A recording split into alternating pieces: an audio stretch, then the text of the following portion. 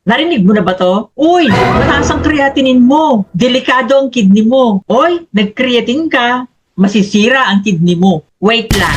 Magkaiba po ang creatine at creatinine. Linawin natin sa video to para hindi kayo magpanik sa maling bagay. Una, ano ang creatine? Ang creatine ay natural na substance na ginagawa ng katawan.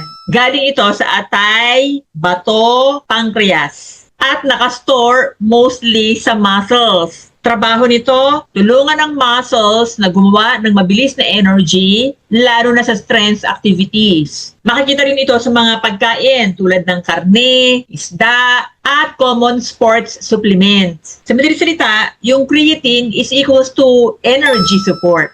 Ano naman yung creatinine? Ang creatinine ay waste product. Kapag ginagamit ng muscle ang creatine para sa energy, natural na may maliit na bahagi na nagiging creatinine. Ito yung sinusukat ngayon sa blood tests. So sa madaling salita, creatinine, yan yung waste marker na sinusala ng kidneys. Ito yung mahalagang tanong. Anong ibig sabihin kapag mataas ang creatinine? Kapag mataas ang creatinine sa dugo, maaring una, hindi maayos ang filtration ng kidney. Pangalawa, dehydrated ka. Pangatlo, mataas ang muscle mass. Pang-apat, naka-creatine supplement ka. Panglima, may metabolic stress. Hindi naman agad ito automatic na kidney failure. Kailangang tingnan ito kasama ang estimated glomerular filtration rates, yung EGFR, urine test, meron bang protein, blood pressure, blood sugar. Pag isang number lang, walang context, kulang yon. So it's not as simple as mataas ang creatinine mo, may problema ka sa bato mo. Ang sunod na tanong ay nakakasira ba ng kidney ang creatine?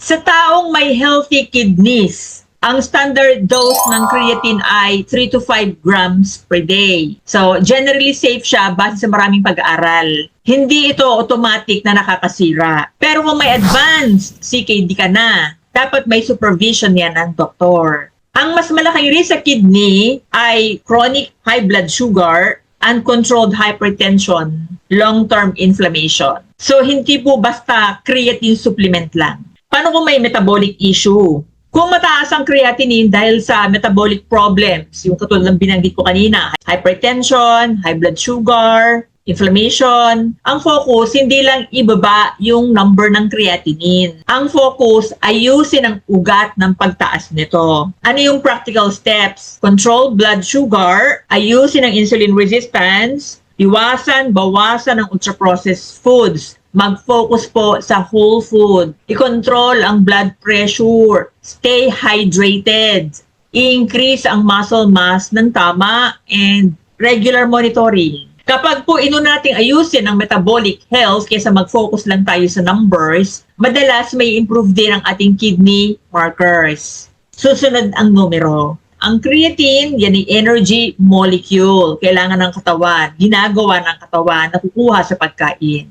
Ang creatinine, yan yung waste marker. So kapag mataas ang creatinine, hindi agad ibig sabihin nun, sira ang kidney. Huwag agad matakot. Unahin ang context, unahin ang metabolic health. Ikaw, mataas ba yung creatinine mo? Natakot ka ba? Comment lang dito I wish you health everyone. Thank you for watching and God bless.